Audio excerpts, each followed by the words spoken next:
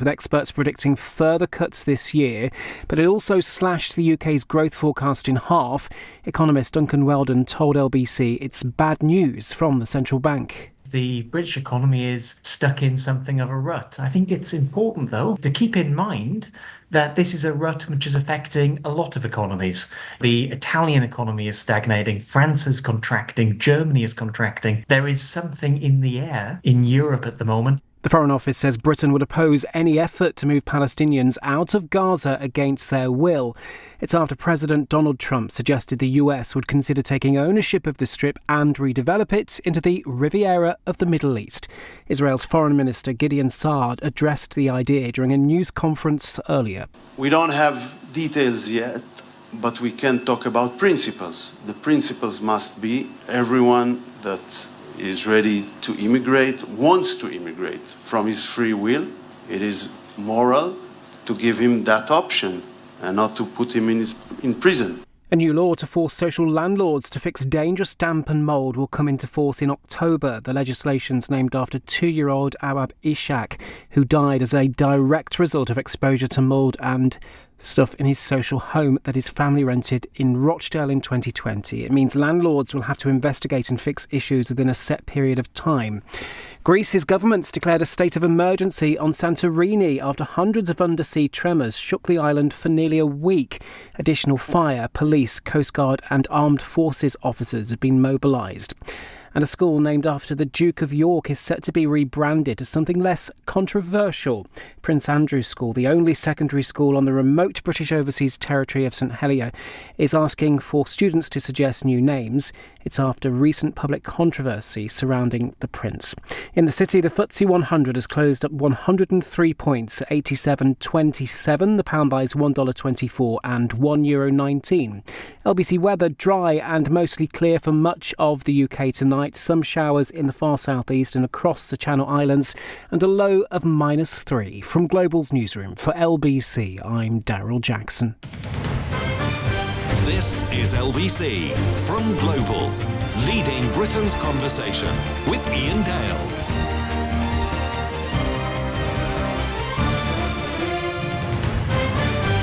Hello, a very good evening. It's 8:03 on LBC.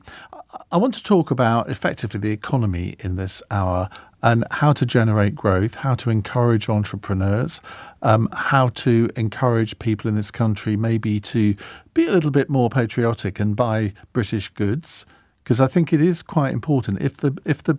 If you can buy British goods at either the same price or less than a foreign-made good, why would you not do that? I've never understood the logic of people who think something from another country is, just because it's from another country, is intrinsically better than something that we can make here. I'm not suggesting that we should just buy British for the sake of it if it isn't good value, because that doesn't do anyone any favours. It might do in the short term, but it certainly doesn't do anything in the long term. So I want to know your ideas for generating economic growth, for encouraging people to start new businesses. If you're somebody who's actually thinking of starting a new business, but maybe you've been put off, why? And what could be done to give you confidence to actually go ahead? 0345 6060 973. Well, our guest for this hour, be with me for the whole hour, is John Pearce. He's Chief Executive of Made in Britain, an organisation which supports British manufacturers and encourages the public to buy British-made goods. John, welcome. Thank you for having me. I think I'm really looking forward to this conversation because I am very, very frustrated at the fact that most people, whenever we do an economy phone-in, people seem to have run away with the thought that Britain doesn't manufacture anything anymore.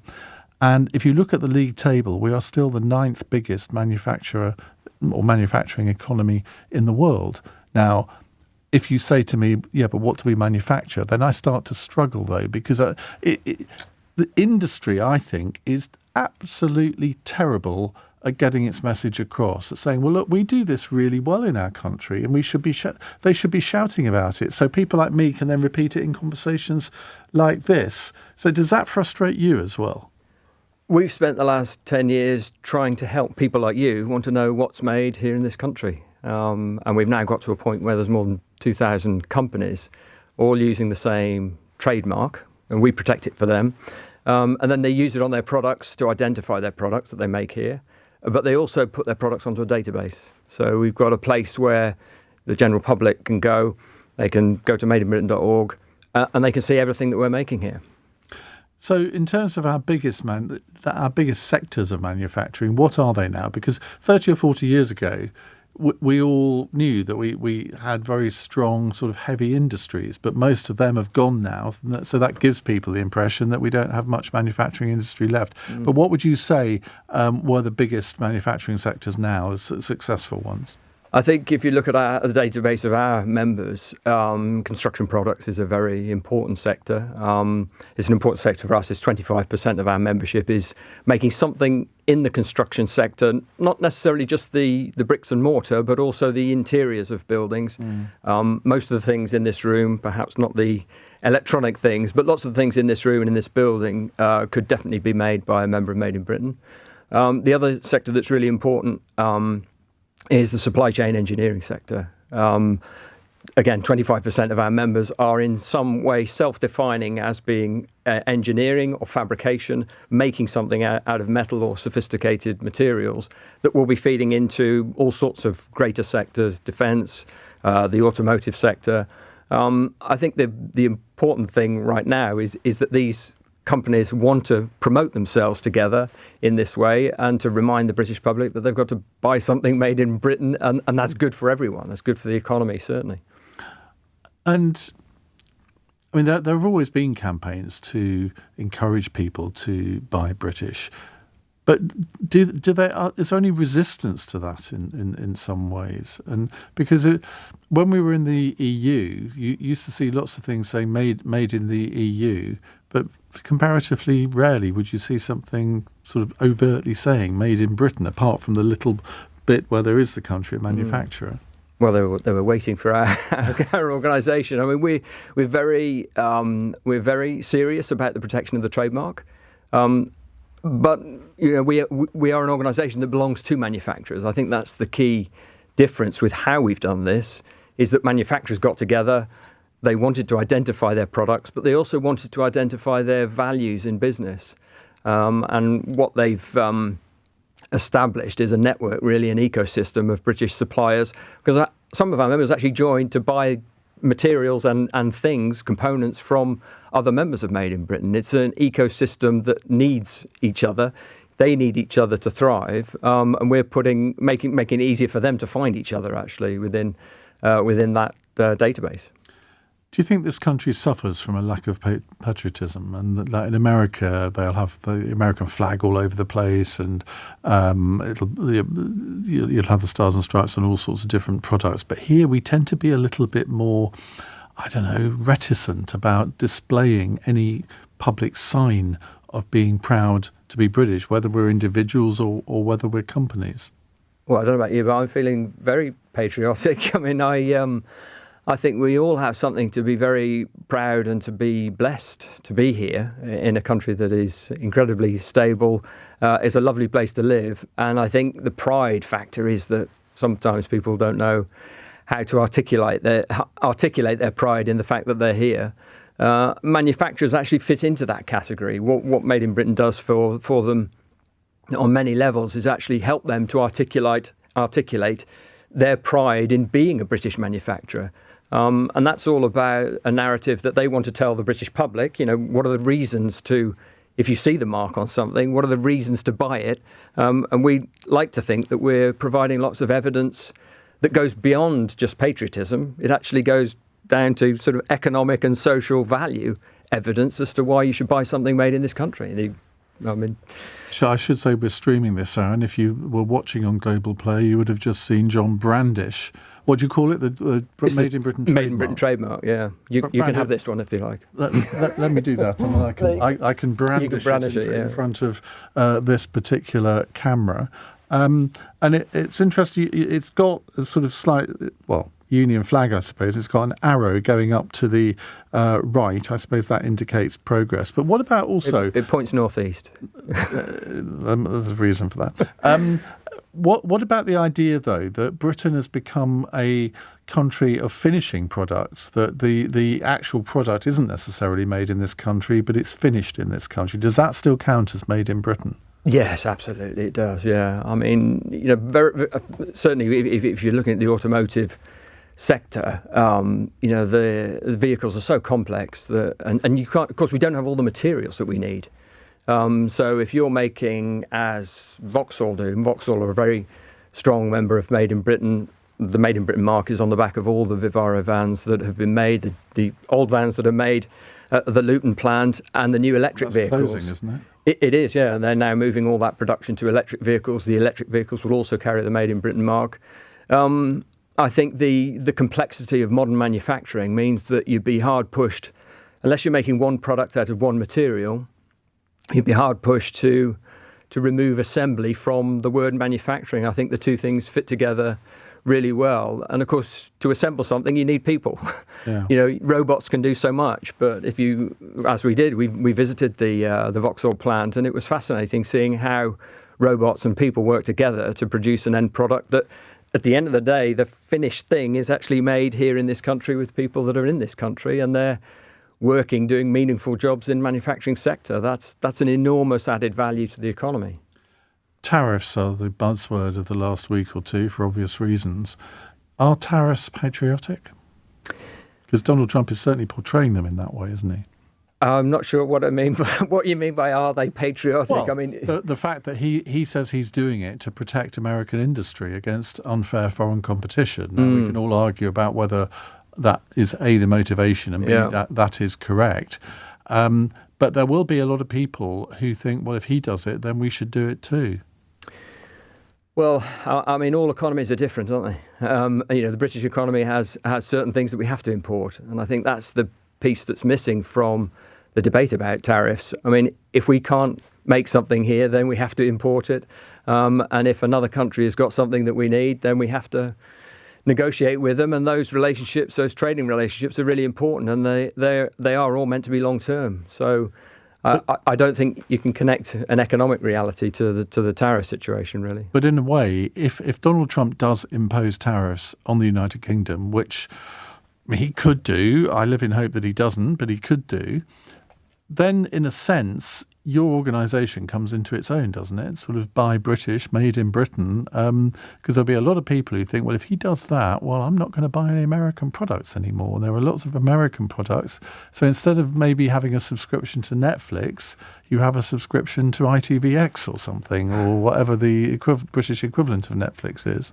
There have been so many geopolitical issues over the years that have really helped to focus people's minds on what is made here. If you just whiz back to the pandemic, I mean, when everyone was struggling to find PPE, we suddenly realised that we couldn't make enough PPE for the emergency that was the pandemic.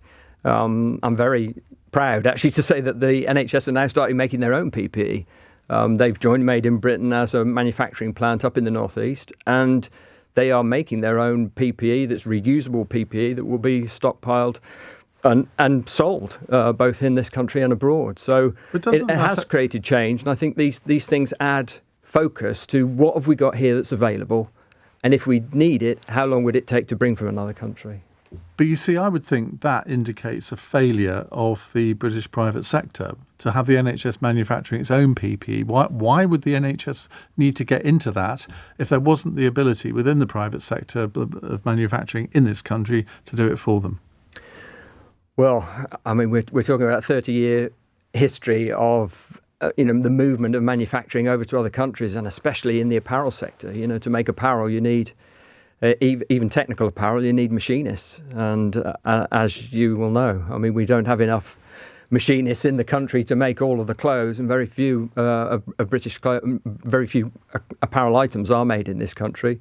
I think it's just the reality of how the apparel sector is in this country in general. But you can translate this into many other sectors, though, can't you? That's the problem, in that I have a shareholding in a forestry machinery company, which was set up around 4 or 5 years ago and has done brilliantly. It's got turnover now is sort of quite a few £1 million a year, but it's all imported equipment from France, Germany, Italy, and none of it is made in this country. Yeah. And I said to my colleague, the guy that runs it, I said, well, why don't we start up our own sort of manufacturing, where we build the machines ourselves rather than import them? Because Well, before you do that, go on. go on the database or perhaps get one of the researchers to have a look on our database and see all the companies that we've got on our record that are making machinery in the agricultural sector.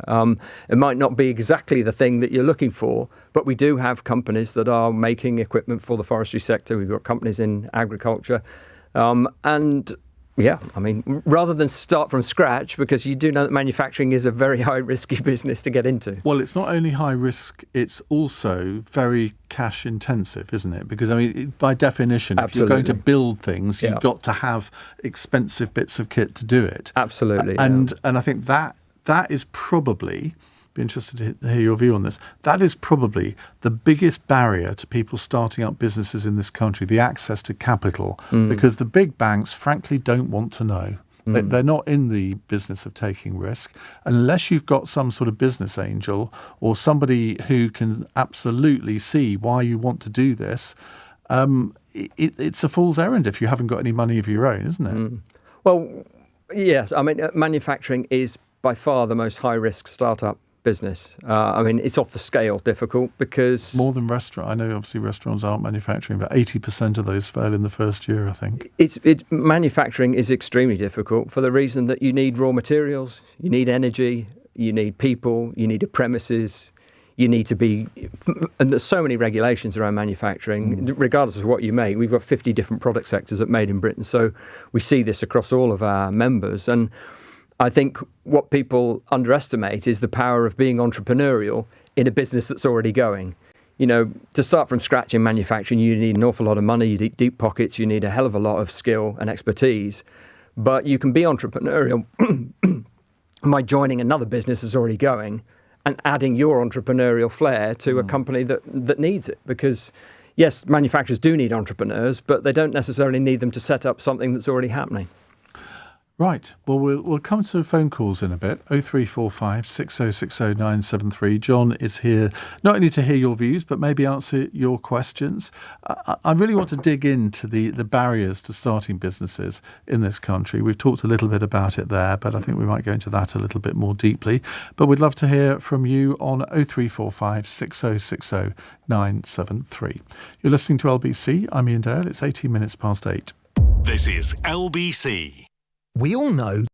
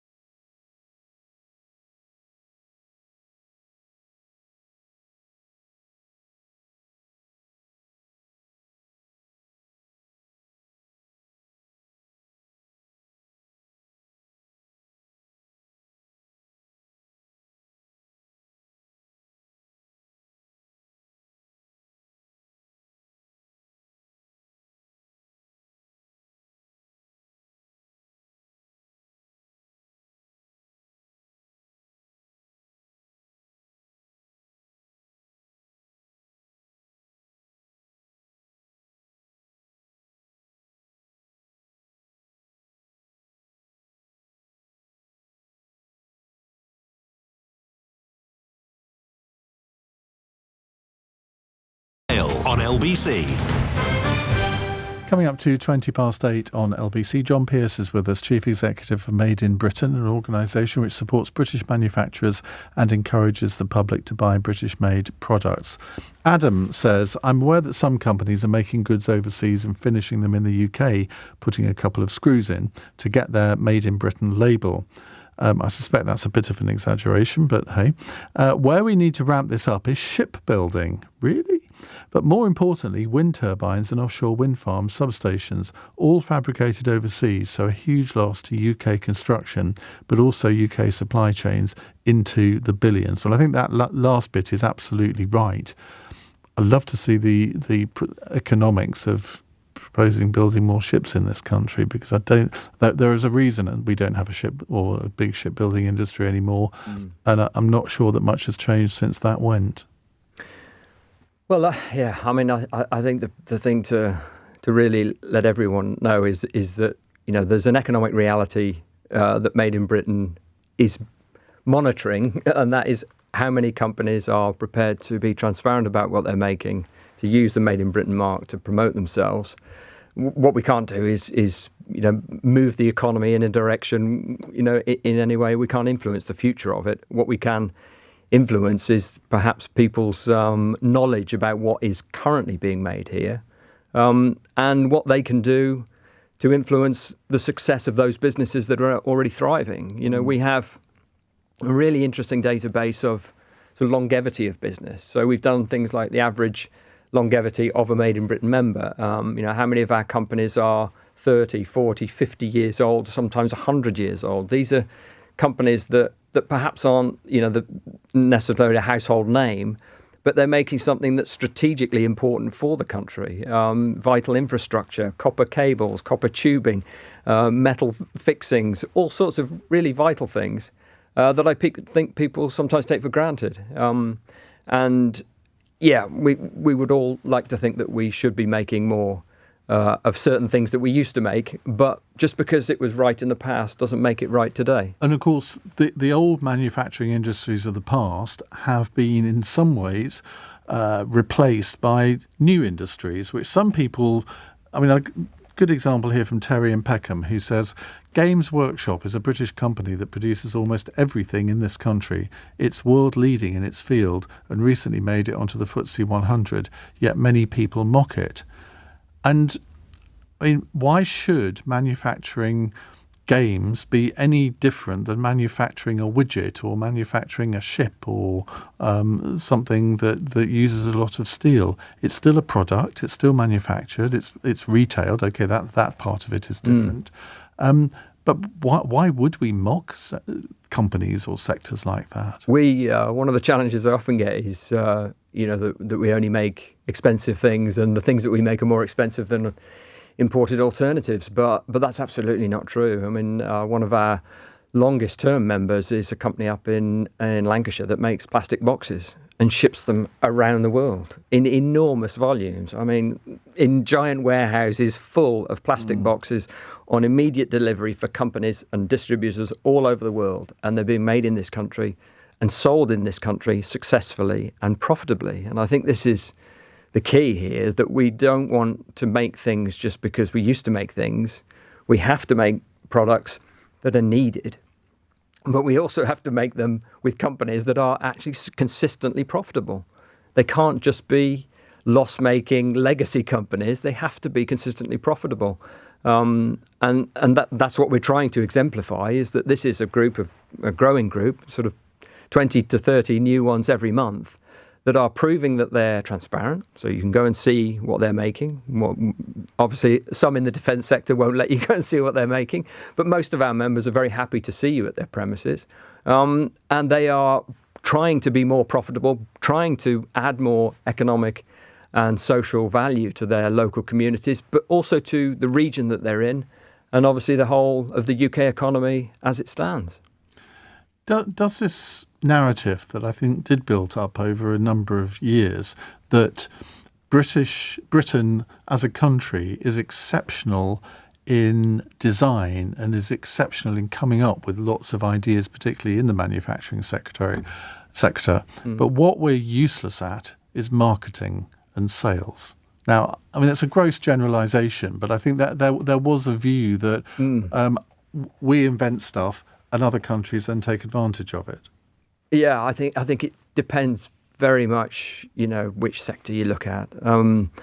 As I say, we've got 50 sectors. I mean, as for the accusation that Britain isn't good at marketing itself, I think that can't be true. Even if, no matter how many decades you go back, all the surveying that's been done of our reputation as a country around the world, and it's all very positive, still very positive. We are respected, and that has been measured with surveys that various governments have done over the years. So we still have the brand names, of course. We've got great reputation brand names.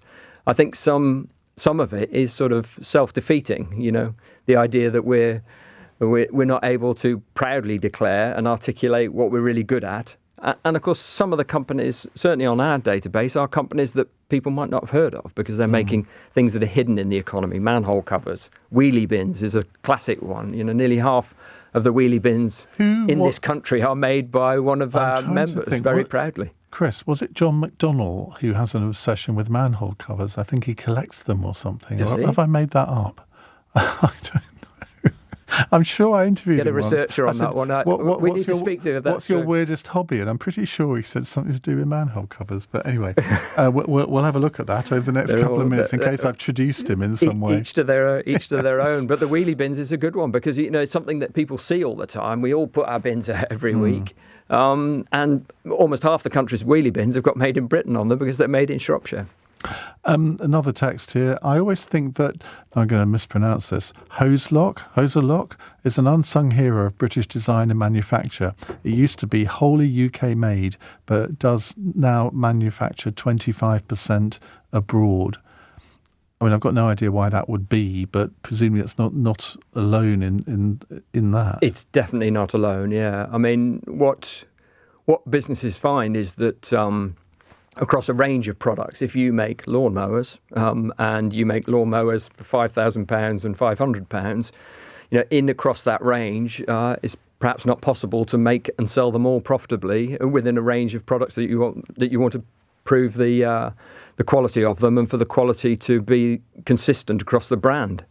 And we do find that some of our members do have to import some of their cheaper products. The important rule, of course, with Made in Britain is that if we discover that they're using Made in Britain on the products that are not made here, we do then have facility to remove them from membership. That's part of the agreement, if you like, the sort of contract with Made in Britain is that they are only putting Made in Britain on the products that they make here. But yeah, they have to be realistic. And again, it goes back to profit. You have to make, if you're making something here, and you're selling it, whether you're selling it in the UK or abroad, it's got to be sold profitably. And we always used to think that it was mainly wages that were maybe a barrier to people manufacturing here because the products would be too expensive. But I suspect now it's more energy costs that are really contributing to. I would have thought energy, yeah. I mean, everything is additional cost from manufacturers. They have more cost lines in their budget than any other sector. That's why it's so hard. Why it's so hard to be profitable. I think energy is the thing, but like all other sectors, most of my members would be lamenting the fact that it is very hard to find skilled and semi-skilled people, and to get them. It's not that they don't want to work in manufacturing. It's just finding people who are prepared to do that work. Some manufacturing is repetitive. It's not the best paid sector necessarily. If you're working in some of the repetitive processes, it's more meaningful work, but it is extremely hard to find, a full workforce to get into this sector, and that's another barrier and challenge to growth. I'm afraid I have to admit I've libelled John or slandered John McDonnell. Oh dear. Because it's not him that likes manhole covers. It's actually Jeremy Corbyn. Jeremy Corbyn? Yeah, he collects manhole covers. He likes to photograph them, he said in 2015, admitting it sounds a little bit zany. Well, that's perhaps the only thing I've got in common with him is that I've also photographed manhole covers, but in a professional capacity because we have members that make them. Yeah, we won't go into both of our more zany hobbies. So it's probably We've all a good got them, thing. haven't we? Everyone's got their passions. Rob says, I would love to see a Made in Britain trademark sign on goods in the supermarkets more. In Australia, we have the Made in Australia kangaroo, and I would always buy Aussie when I could back home. I think that there are a lot of foods have the Union Jack on them, don't they? Yeah, they do. And of course, the tractor mark is the closest connection to us. I mean, we're sometimes described as the tractor mark for non-food. We're not particularly for food makers. And of course, the food makers have got a far more complex supply chain, and you're dealing with live animals and processes that the tractor mark are extremely good at verifying. What we're mainly trying to identify is goods that you would see typically in a DIY store, in a department store, and far less present in supermarkets. We do have beauty products and soaps and all sorts of things that you would find in a department store, but in food, I think the complexity of the food chain and the supply chain in food, as I'm sure people will remember, when you look at all the different ingredients, and also the provenance marketing in food is far more complex. Well, Stuart in the Dordogne says, "Made in France is massive here. Tell your guests to look at what the French are doing." Because I will do. You can always learn from what other countries are doing in this area, I guess, can't you? You can, yes. And I mean, we do. I mean, we're constantly looking at the other countries, and there are products that are identified as made in France. I think the uniqueness of Made in Britain, of course, is that we're focusing on the manufacturers of goods, but we're also working for them and for them only. So they are represented with something that is a grassroots movement of them agreeing that this is how they want to be represented with this mark. Well, if you are a manhole cover manufacturer, we would love to hear from you over the course of the next half an hour. In fact, if you are a manufacturer of anything, we'd love to hear from you. What are the barriers that you feel are being put in your way? Do you regard government as a hindrance here rather than a help? Because the only way that we're going to get growth back into our economy is if companies feel that they've got an incentive to employ more people, to expand their business. And I'm not sure that they have confidence in government with a small g, that is happening at the moment. It's 8:31 on LBC News Headlines with Daryl Jackson. The Bank of England cut interest rates by another 0.25 percentage point to 4.5%, but it's also issued a warning on inflation and reduced its forecast for economic growth. Israel's defence minister says he's instructed the army to prepare plans for large numbers of Palestinians to leave Gaza. He says he welcomed Donald Trump's bold plan for people to be permanently resettled elsewhere while the US rebuilds. And the Prime Minister says the victims of the Grenfell Tower fire must always be kept in our mind's eye ahead of a decision on its future. Bereaved families and survivors claim they've been ignored following reports that the tower block will be demolished. LBC weather dry and mostly clear for much of the UK tonight. Some showers in the far southeast and a low of -3. LBC. Hello, business.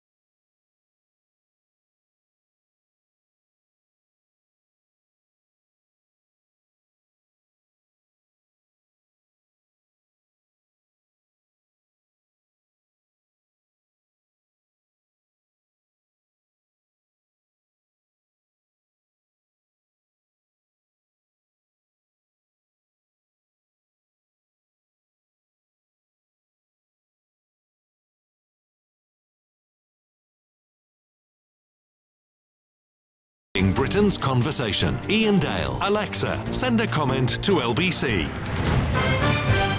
I don't know what I've started here, but Peter has, throughout the commercial break there, been WhatsApping photos of Japanese manhole covers, saying, who could deny that these Japanese manhole covers are worthy of photographing? Please don't send any more, Peter, because they're appearing on my screen, but I can't actually open them. But Chris is really enjoying looking at them. He's grimacing now. We have John Pearce with us, Chief Executive of Made in Britain. David says, I'm very, very frustrated because of Brexit. My brother used to export to Italy, small scales made in the UK. He stopped because of customs costs and paperwork, no longer competitive with other EU manufacturers. Now, is that something you're hearing a lot?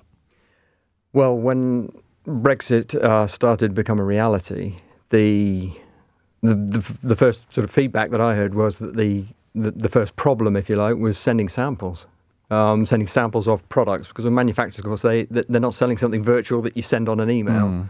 They're not providing a service. They're actually selling a thing. And it was quite heartbreaking to see companies, smaller companies, that wanted to sell their goods in Europe, but they were struggling even to send a box of samples. And that is one of the sort of quick fixes that you think could be made that would make the SME life easier, but it would give them at least a sort of some kind of privilege in getting theirs, because they're not sending commercial goods, they're sending samples for sale. Has that changed over time, though? Because I remember when Brexit first happened that I would hear similar stories to what you've just said. And then I said to somebody who rang in, who said, we can't send samples to this country anymore without sort of it being very difficult. And I said, well, what about if they deal with an American manufacturer? And he said, oh no, they'll happily take samples from an American manufacturer. It's because it's us that either the EU or the country concerned have imposed these rules to punish us. Now, I would have thought that since the 31st of January 2020, that sort of thing would probably have started to die out, but I may be wrong. You'd think so, wouldn't you? It's really hard to know from anecdotal evidence, whether the situation is better. I mean, what we know about our manufacturers, at least the ones on our database, is that 70% of them are exporting already, and most of that 70% are exporting to far more than one territory or region. So Europe is obviously a very important market, but rest of the world is also an important market to manufacturers. And that change, if you like, the normalization of the European trading relationship only made it normal to what it is for the rest of the world already. If you were already exporting to rest of world, then the change in Europe actually wouldn't have been that dramatic a change. And these things are always about scale. If you're of a scale of a business that can find an agent in Europe and find a company that is going to set up and help you with the reception of samples, the movement of liberation of goods at customs. I know that all of the courier companies that take goods out of this country, they all set up facilities to help SMEs. But it was a big change, wasn't it, that we all got used to for 30 years. And I remember myself, many years ago, having to move around with even taking camera equipment and technical things from one country to another. It was a great big carnet of paperwork. We've made life more difficult for ourselves, but I think that's something that could be addressed as long as there's enough willpower to address it. Well, I think this programme is doing more for the manufacture of manhole covers than any other radio programme in history. Thomas says, I love the idea that you're trying to open manhole covers using WhatsApp. And Stephen says, I usually don't look at manhole covers, but when I lived in Arlington, Virginia, I would notice the manhole covers said Made in India on them. Well, I know we've got some I've seen some in Cambridge that say made in the UK. Well, I should hope so. And they're cast iron. They don't carry the Made in Britain mark, but we do have manhole cover and manhole inspection chamber makers that use the Made in Britain mark very proudly on their highly sophisticated plastic materials that make these things, because of course they've got to be robust and last forever. And yeah, they're out there. People have just got to look for them. Well, should we make that the last mention of manhole covers in the programme? I think so. Yeah, people cheering in the gallery there. Lily is a new caller in Cheltenham. Hello, Lily. Hi. I want to talk about basically. I'm only 18, but quite a small business, which is in London, clothing and things. But what me and my sister who run it together, the main issue we found is the business rates are extortionate for someone like us. Like, there's a load of businesses throughout London who do similar things to us, like T-shirts and hoodies and stuff, and we've bigger places to run from, but the costs we have to pay are just so much that we have to put our prices up to the point that no one's really going to buy them. And we found that that's the main issue. That, like, we want to. Well, I'm in full-time education, so is she. And at this point, it's causing loads of our friends as well, who have businesses like ours, to shut down because we physically can't afford it, which is not very helpful. First of all, I love the fact that you're in full-time education and you're running a business. I mean, I think that... I'm doing my A-level at the moment and running it. It's not fun. Well, I mean, that's fantastic. But I mean, what kind of money are we talking about here? Because, I mean, to run a jewellery business, I mean, do you need a big premises? And so we don't run jewellery, sorry. We do like hoodies and T-shirts for different sports because we're trying to promote like girls' sports and things. So it wasn't that big until about last summer, and then all of a sudden we got our profits got unbelievable, and we decided to get out some little warehouse or something. But where we live, we just live outside London actually. We were trying to find a place to get like a small little manufacturing plant for it or something, because so we could start getting a bigger scale for it. But we were paying like 1,000 a week and things. Oh my goodness! 1,000 a week for us, like, you know, I'm trying to pay for education. That's a lot of hoodies. Yeah, it is a lot of hoodies. Loads. But we were just thinking, it's the costs definitely outweigh. Like, we can't keep going like that. To the point we've had to go back into our own house and keep doing it, but we don't have the space in our house at this point. But we also, with like a few bigger places than ours, like I have a few friends who have doing really successfully in just clothes in London and stuff, and even they're finding it quite hard, and that's their main business. They just can't afford it with the energy and the rates. Unbelievable. Do you retail as well as manufacture? Yes, we do retail. My sister does all that because she has a little more expertise in it, so I'm not too sure of the amount of stuff she does. But yeah, we do retail it. John may be able to answer this, but I have a vague feeling that if you are retailing as well, the business rates situation might be a little bit more favourable. Really? John? I don't know. I honestly don't know. Well, but I know that as a manufacturer, you're getting it from all sides. I mean, you're having to pay business rates on a premises. You're having to pay for the materials. You're having to pay for moving them from where they're made to where they're going to be sold as a distributor in the UK. You really do have to make sure that your margins are all well worked out in advance. Exactly. Because we were also like, what was really interesting, we've been looking into buying more like resources from the UK itself, well, like textiles and stuff, because we want really good quality for what we're giving. And, you know, I know a lot of people who do make loads of nice, sweet textiles, but even those prices are so high that we have to go to importing different textiles and stuff, which is, you know, it's not great for if the economy wants to increase, you know, local produced goods and stuff. So it's kind of like we really want to try, but it's just too expensive on top of everything else that's imposed upon us, which is a real shame because, you know, we'd love to keep everything within the country or within our local area, but it's just a bit too difficult. And when you talk to your friends at school about what you do, I mean, do they think you're a bit weird, or do they actually really admire what you're doing, which they should do? They do actually.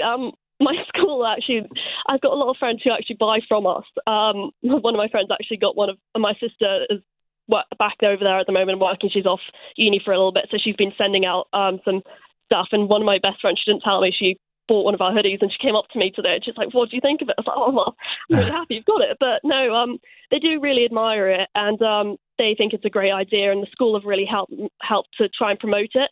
Because they think, you know, it's a great idea of just like, you know, learning a bit of entrepreneurship. Like, it's really needed because you don't see much of that in the UK anymore. Like, my dad had his own business before Bracknell was massive. And what he was telling me, you know, loads of people just get put off it because of, you know, especially with the current government, like there's so much uncertainty about what's going on that even like, I know I'm only 18, so I don't have as much, you know, knowledge of politics as, you know, maybe the next person next to me. But from my perspective, I don't really know what to expect. And it kind of puts people off trying to, if we're going to do stuff like with the employer's national insurance, like that's really scaring some people. And, you know, I'm not in that situation. I need to worry about it that much. but still, it's kind of like, well, I don't really know what's going to happen. And with the Labour government at the moment, I'm reading news everywhere. I'm seeing loads of different things, and I really don't know what to believe. So I'm just kind of like, I need to be a little bit careful if I want to expand our business at all. But, Well, the one thing that business always wants is certainty. Yes. Lily, thank you very much indeed for your call. Thank you. And Marshall here says, how does one become a member of Made in Britain? Well, that's a process that they have to enter into. So all of our applicants come in. We get typically 20 to 30 every month. And yeah, you have to apply and tell us all about yourself. I mean, we are a transparency organisation. How do people do that? Do you do it They through just your go to the website? website. Yeah, Right. they go to their website.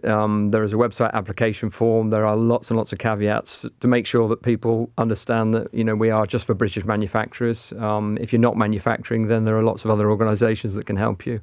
But yeah, you apply to join. We process the applications. It normally only takes a week or so. But we have a hard wire to Companies House. So we're looking for British limited companies that can prove that they're manufacturing. And then they've got to sign up and pay. There is a small fee, but it's highly affordable. What we're looking for really is for companies that are prepared to be completely transparent about what they're making and who's responsible for it. And what benefits do they get for their membership? I think the first benefit, we often sort of have these discussions at work, why are people joining? And I think it's 2,130 different reasons for joining. But, the one thing that they all know is that they want to promote their business with this trademark. I mean, the trademark is really, the value of the trademark is more than £10 billion for the British economy now. And I think they want to be in that community that is saying, look, this is the place where manufacturers want to say something different about British manufacturing. This is about present and future. But it's also a different narrative about manufacturing. So these are companies that, yes, they're annoyed about national insurance hikes and they would like cheaper energy and they would like to find more skilled people. And my advice to anyone who's thinking of being an entrepreneur in manufacturing is have a look at the database, and these are companies that you could join. They're looking for young people. The NHS team up in Northumbria are very much looking for people to join them. This is a mission, if you like, to transform manufacturing in this country. And I think the reason people believe in it is because it is grassroots, essentially. Yeah. Although some of the companies are big, it is still a grassroots movement. Right, we'll take more of your calls in a moment. It's 8:47. LBC This Morning on Nick Ferrari at Breakfast. Well, you heard it all there. It's your opportunity to call the Cabinet to arguably one of the most senior police people in the government at all. It is the Home Secretary, Yvette Cooper, who's here to take your calls. Thanks for coming in, Home Secretary. Good morning, Nick. Good to see you. Let's get to the calls. That's what you've come in to do, and I'm grateful to you, Home Secretary. Lisa is in Doncaster. You're through to the Home Secretary, Lisa. My son was killed 3 years ago due to knife crime. So a lot of the parents are asking for a rolling out of metal detectors/scanners. Do you support this? Already schools can use those sorts of metal arches and things, and I would support schools that want to do that because schools need to be kept safe, need to make sure that travelling to school is safe, and that's why you need the much stronger action in terms of the knife sales. Nick Ferrari at Breakfast. Back tomorrow morning from 7. Listen on your radio and on Global Player, LBC. Next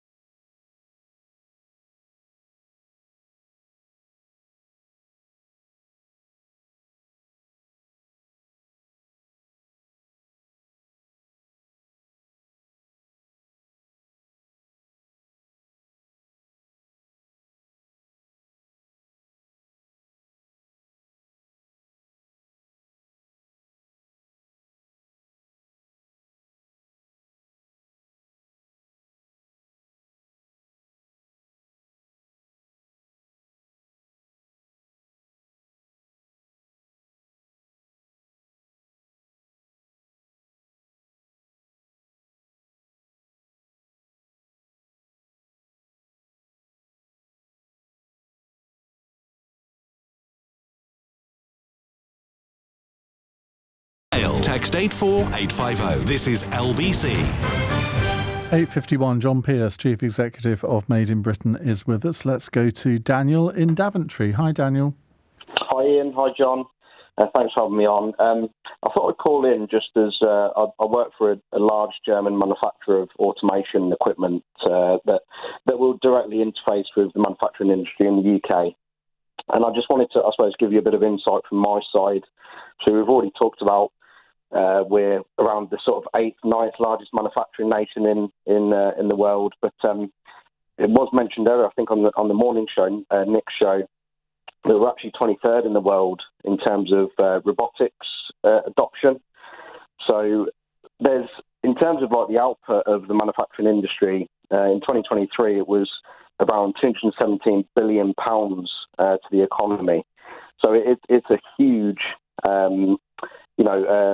winner for us, but we really need to invest more, especially in robotics. But just to sort of add some more depth to it, we really do struggle because there's a number of areas. If we look at the skills shortage, for example, it's really difficult to get good qualified engineers.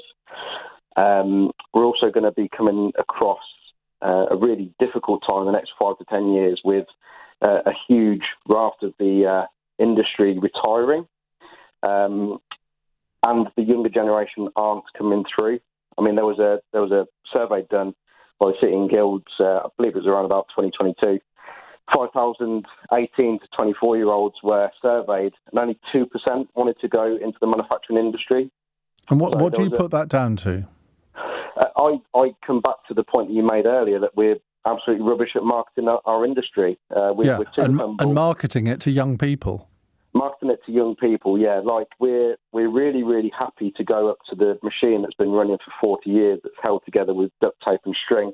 Whereas if you look at companies, say in Germany, for example, they will take you to the cutting edge, state-of-the-art piece of equipment.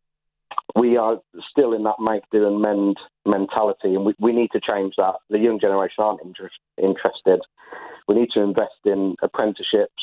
But robotics is definitely something that's cool. Well, it will get the young generation interested. Next week, as well. Is it next week? Anyway, it's sometime very soon.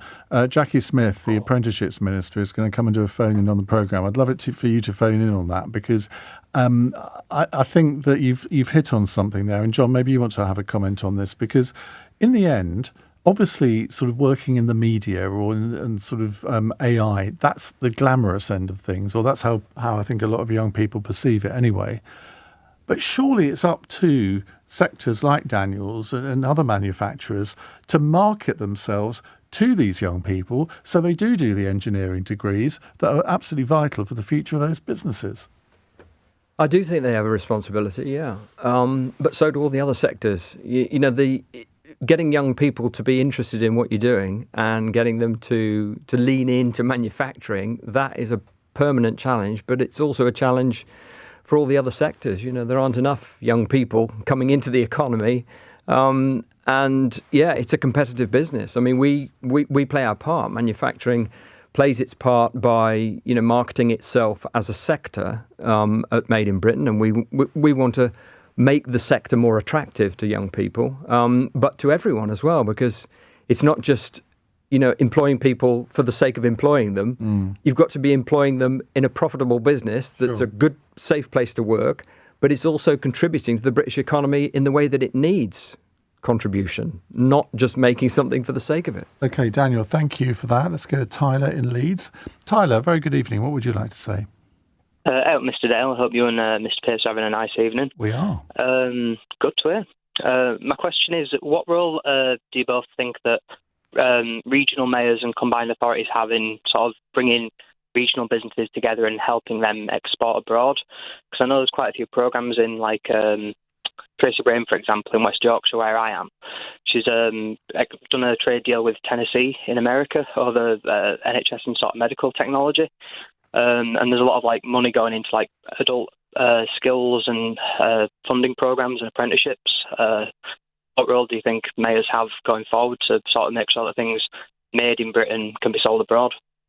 Well, it's all part of the marketing effort, isn't it? Absolutely, yeah. I mean, we've written to all 650 MPs to tell them about Made in Britain. We didn't write to the mayors, but perhaps we should do that as well. I think you should, actually, because, they're kind of at the sharp end, aren't they? Yeah, they are, yeah. And, of course, they're able to vocalise and articulate, why it's a good thing to make something in Yorkshire, Birmingham, Cornwall or anywhere else. If they're proud of where they live. I mean, Britain is a place, isn't it? It's a place to be proud of. And I think anyone, not just the mayors, but anyone who's talking about the place where they're from, one of my favourite members is Made in Shropshire, because the company that makes the wheelie bins, Kramer's, a German firm that's based in Telford. I'm from Shropshire. I feel special about that because I'm from Shropshire. Well, I think everyone can play their part. West Yorkshire trade deal with Tennessee. I think that's fantastic. And if that can happen, there's no reason why mayors in other parts of the country can't do the same sort of thing. Absolutely. We've got the exporters. We've got the makers. Indeed. Tyler, thank you. Let's go to Ned in Cambridge. Ned, hi. Hey, Ian, how you doing? Good. What would you like to say? So, we're a country at the moment that goes to work, for international firms in German cars or transport owned by the Dutch, the Spanish, or the Saudis. We come home to sit on Swedish furniture, watching American TV on Korean TVs while eating Italian food and drinking French and beer wine. And that's the reality of things. But when we talk about getting British manufacturing back, I've got, I think, about 2,000 people in Port Talbot right now with not much to do. And we're paying, I think, Tata a lot of money, not to invest into the steelworks or get out of it or what have you. So could it be on the wit of man to retrain these people, given the fact they're a mile off the Irish Sea, surrounded in an island with wind and water, that we could make, British Energy, for example, by retraining people that are very good at, humping steel around, for example, and big engineering manufacturing projects, and set up maybe a centre on the side for the kids locally to get into engineering, and then motivate them by saying, well, we're going to save the planet by having clean British energy, which will then take down the bills of the British. I'm afraid, Ned, it sounds far too logical for any government to take up that idea. But he's onto something. I think you should be doing communications for someone, to be honest, because, that's exactly what we should be doing. And actually, that is what I think will happen. But of course, manufacturing and setting up a manufacturing business doesn't happen by opening up a laptop and tapping a few buttons. To set up manufacturing plants, this is one of the problems they've had with some of the big plants that are making raw materials and specialist raw materials, is that it takes a year to wind down a factory and another 2 years to wind up another one. And I think this is something that people have to be aware of, that change and transformation of the manufacturing sector in this country will take time. But it is happening already. It is growing. There is a growth of companies that believe in this. And I think we should all be fairly cautiously optimistic that manufacturing in this country will grow. Well, Simon says, thank you both. What a great hour this has been. It's something we need more of, please. Your guest, John, simply excellent. Well, I would love to bring back the business hour that we used to do. So if you know, John, any big company that would love to sponsor... I know 2,130. Well, put this to them. They would like to sponsor a regular business hour on LBC. We'd love to talk to them, because it's a constant complaint of mine that all over the media there is not enough talk about business, about entrepreneurialism.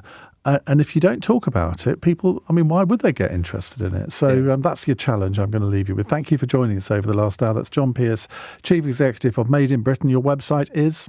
madeinbritain.org. Thank you very much indeed. Well, coming up in the next hour, a Grenfell Tower survivor has said the government's decision to demolish the block would put the tragedy out of sight and out of mind for those responsible. Well, Angela Rayner has decided that the tower block should be demolished. It's, as you can imagine, caused quite a bit of controversy in the local community, particularly among families affected by that terrible tragedy.